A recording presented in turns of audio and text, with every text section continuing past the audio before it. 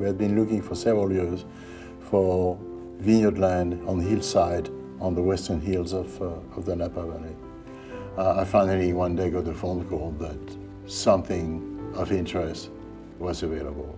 My wife and I came, and in January 1996, it was a rainy day, and we walked the land. Nothing was here, no vines, nothing had been done on that land. Deers were running all over the place. By the time we came back to the car, totally wet, we knew that was it. And after that was many years of trial and error, trying to understand the land. So we planted 4 grapes, 4 varietals: Cabernet Sauvignon, Merlot, Cabernet Franc, and Petit Verdot. So now, 23 years later, we have a pretty good root system under those vines, and they are getting more and more resilient. Now, the building blocks are coming from the soil.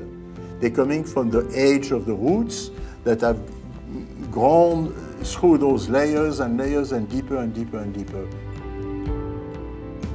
We had to experiment, we had to do a lot of trial. We have a typicity of flavors. Our goal was to enhance the natural characteristic of the land. The land will produce flavors of its own, and if you cater to that, there is a chance to produce any greatness out of that land. In a blind tasting, I recognize our wine without any difficulty. I know it's our wine because it has a specific taste.